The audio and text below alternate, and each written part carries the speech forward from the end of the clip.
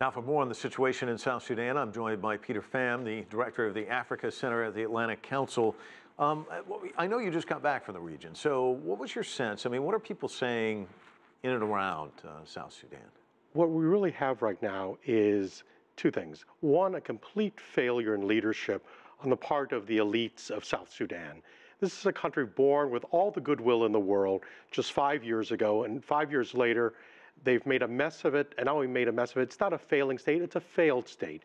And secondly, apparently they're in the middle of the rainy season. The country's impassable, but everyone is waiting with great trepidation. We're just weeks, if not days away from the drying out, and then armed forces will move again, and there's the great risk that the country will plunge yet once again into civil war at the great loss and peril to hundreds of thousands of lives. How do you resuscitate a failed state? It's a pretty tough proposition, isn't it? It is, and part of it has been that the international community needs to get serious with the failed leadership. We've threatened an arms embargo if they fail to admit the protection force, the regional protection force that the UN Security Council has called for. It's been almost 2 months since the UN has called for that force. No protection force is deployed. We need to start thinking about sanctions. And it's not just an arms embargo, because the country is awash in arms. That's just a symbolic first step. We need to also tackle the great corruption. While hundreds of thousands, if not millions of South Sudanese are living at the very margins, barely surviving, you've got credible reports of the leadership squirreling away literally billions of dollars in neighboring states as well as further afield. And disinformation abounds too. Salva Kiir, there were these reports that he was dead. They actually had to put him in a pickup and drive him around.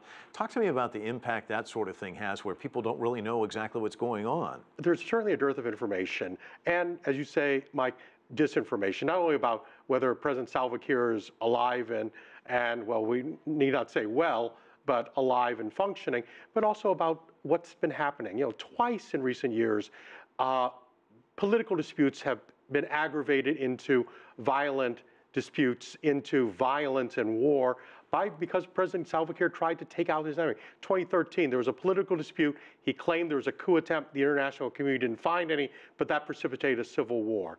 Just in July of this year, again, there was a peace agreement being kept. Then a spark hit it, and then the government tries to claim that there is an attempt at a coup, and again tried to eliminate, but failed to eliminate, Riek Machar, the then vice president of South Sudan, driving him out. Driving an opponent out, I'm no defender of Riek Machar, but driving him out doesn't deal with the profound social fissures and ethnic tensions in this country. Some ideas that have been floated, a caretaker government, a government of national unity.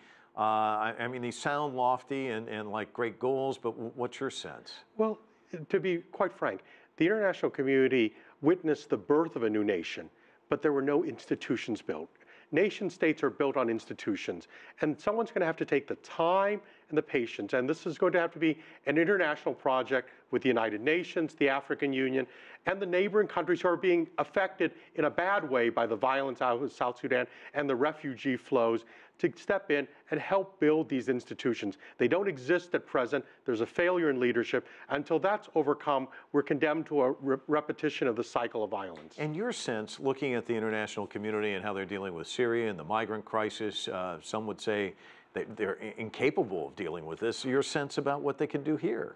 I fully appreciate the fact, Mike, that the international community has got a lot of challenges in front of it. And so it's very easy to put off something.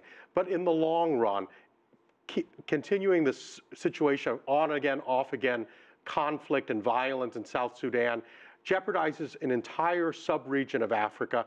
Plus, it's going to cost the international community more in time, treasure, and lives. You know, we've had peacekeepers from various countries, including China, who've lost their lives precisely because this violence and this cycle of violence continues. So in the long run, we're not saving anything. All right, Peter Pham, thanks so much for your analysis. Appreciate it. Thank you.